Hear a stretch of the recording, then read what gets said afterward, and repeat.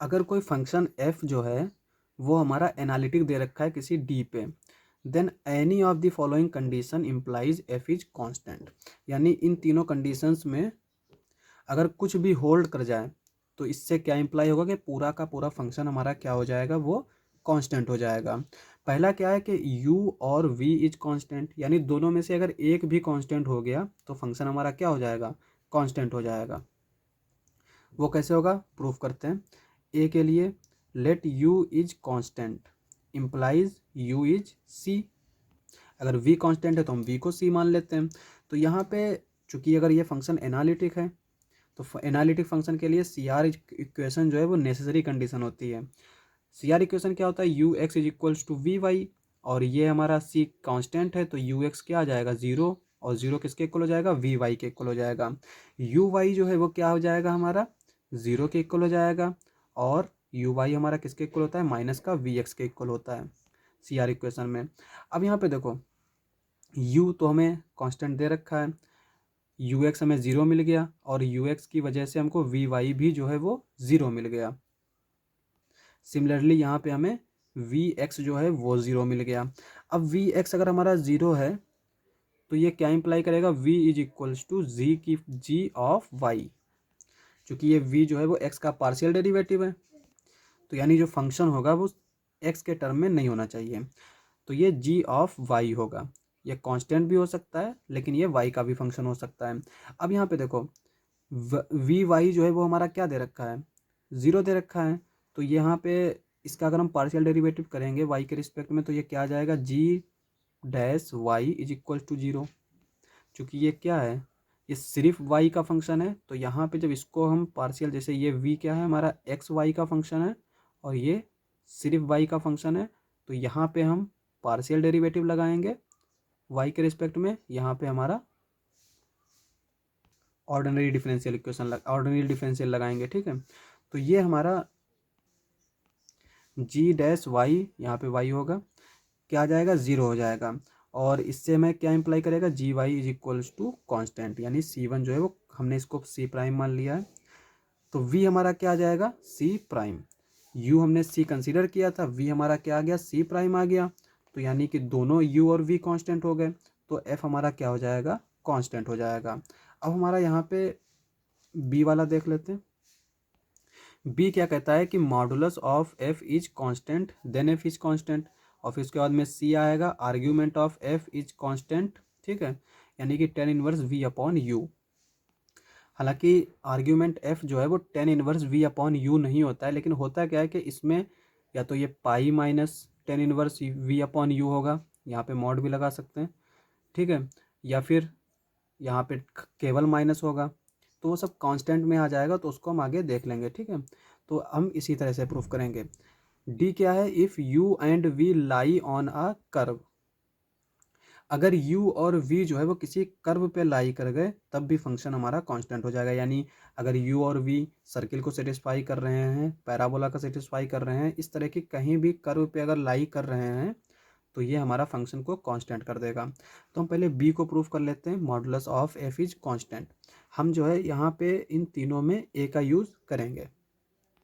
तो modulus f ये constant है, इसको हमने c मान लिया।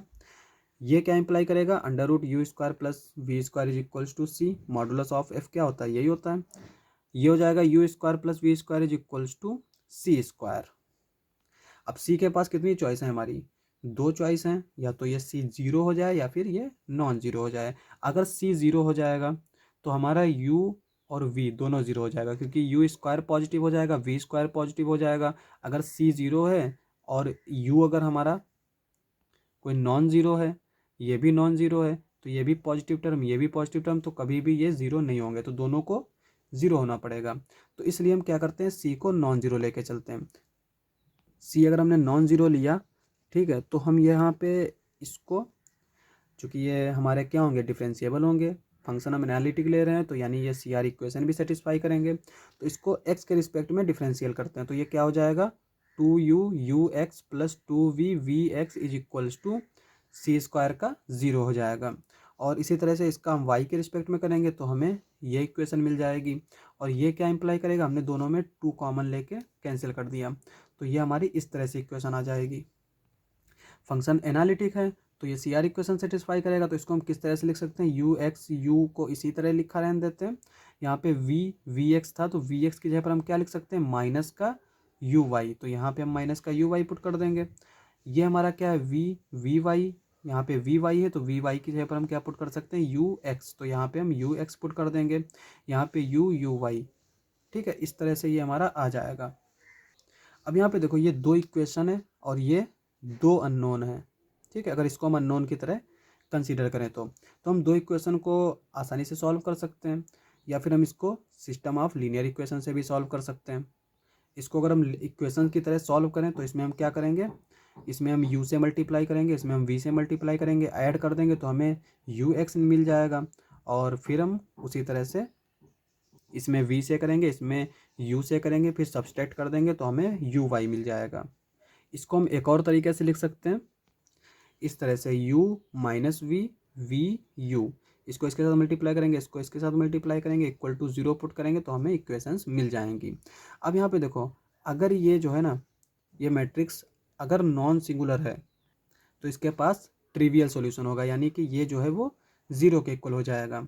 तो यहाँ पे देखो u माइनस वी यू, ये हमारा क्या हो जाएगा, यू स्क्वायर माइनस का v square, u square plus we square is equals to C square. और सी हम कैसे कंसीडर करके चल रहे हैं, सी जो है वो हमारा नॉन ज़ीरो होगा। अब यहाँ पे देखो टी एक्स अगर ज़ीरो है, if and only if x is equals to zero, if and only if t is non singular. अगर टी हमारा नॉन सिंगुलर होता है तो, और टी एक्स अगर ज़ीरो होता है तो ये इम्प्लाई कर जाता है x is equals to zero. और मैट्रिक्स भी जो है हमारा लीनियर ट्रांसफॉर्मेशन के इक्विवेलेंट होता है। तो यहाँ पे यू एक्स ज़ीरो हो जाएगा, यू वाई ज़ीरो हो जाएगा। हमने पार्ट ए में इसी तरह की इक्वेशन सॉल्व की थी कि हमें जो क्या मिला था, u x is equals to zero मिला था, u y is equals to zero मिला था। तो वहाँ से हमने क्लेम कर दिया था कि फंक्शन क्या है, हमारा कांस्टेंट है।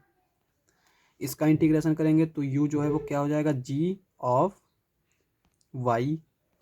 पार्ट ए में हमने किया है, वहाँ पे आप जो है फिर से जाके देख सकते हैं। आर्ग्यूमेंट ऑफ f जो है वो अगर हमारा कांस्टेंट है तब हमें क्या मिलेगा। अब देखो z का आर्ग्यूमेंट होता क्या है, एफ वी जो है वो हमारा कॉम्प्लेक्स फंक्शन ही है, f is equals to u plus i v. ठीक है, तो हम z को लेकर चलते हैं, इन जनरल बात कर रहे हैं। तो z is equals to x plus i y अगर है तो आर्ग्यूमेंट क्या होगा, अगर इस क्वाड्रेंट में है तो ये होगा, और इस क्वाड्रेंट में है तो ये होगा, इस क्वाड्रेंट में है तो ये, और इस क्वाड्रेंट में है तो ये। और ये हमें क्या दे रखा है, कांस्टेंट के इक्वल दे रखा है।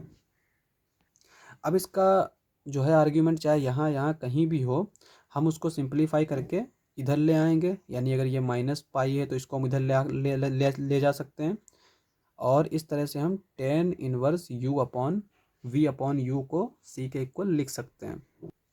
जैसे यहाँ पे अगर ये दिया होता हमें, तो हम इसको क्या करते, इसको c कंसीडर करते, पाई उधर ले जाते, माइनस से मल्टीप्लाई करते, फिर इधर वाले को हम नया कांस्टेंट कंसीडर कर लेते हैं।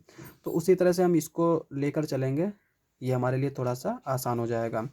अब हम क्या करते हैं, दोनों तरफ 10 ले लेते हैं, तो ये क्या हो जाएगा, 10c हो जाएगा इधर, और 10c भी हमारा क्या आएगा, कांस्टेंट आएगा, तो हमने इसको c प्राइम कंसीडर कर लिया। और ये क्या इंप्लाई करेगा, v is equals to c you.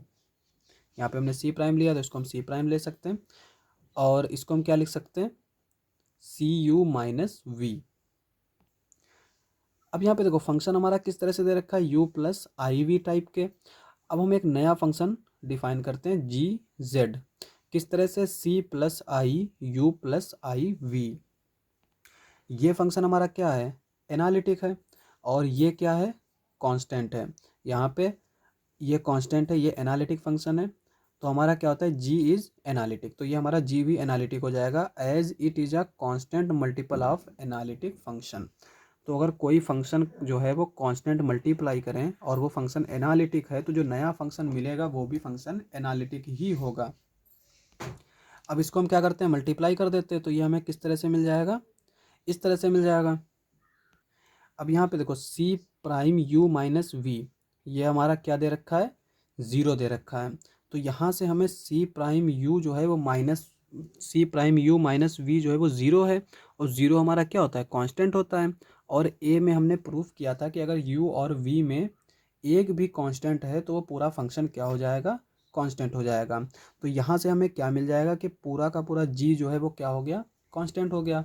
अब अगर जी कांस्टेंट है तो एफ ऑफ जेड क्या है हमारा, जी जेड अपॉन सी प्लस आई, और जी कांस्टेंट है, कांस्टेंट अपॉन कांस्टेंट हमेशा कांस्टेंट रहता है, तो एफ भी हमारा क्या हो जाएगा, कांस्टेंट हो जाएगा। अब हम लास्ट पार्ट को प्रूफ करते हैं, वो क्या है कि if u and v lie on a curve.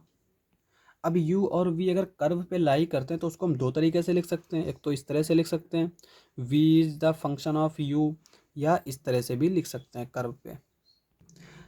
तो हम दोनों तरीके से सॉल्व कर लेंगे। यहाँ पे देखो, इसको अगर हम x के रिस्पेक्ट में डिफरेंशियल करेंगे तो ये हमें क्या मिल जाएगा, v x is equals to phi dash u x. अगर y के रिस्पेक्ट में करेंगे तो ये हमें मिल जाएगा v y is equals to phi dash u y. और इसको हम किस तरह से लिख सकते हैं, इस तरह से भी लिख सकते हैं, ठीक है। अब देखो ये फंक्शन क्या है हमारा, एनालिटिक दे रखा है, तो ये सी आर इक्वेशन सेटिस्फाई करेगा।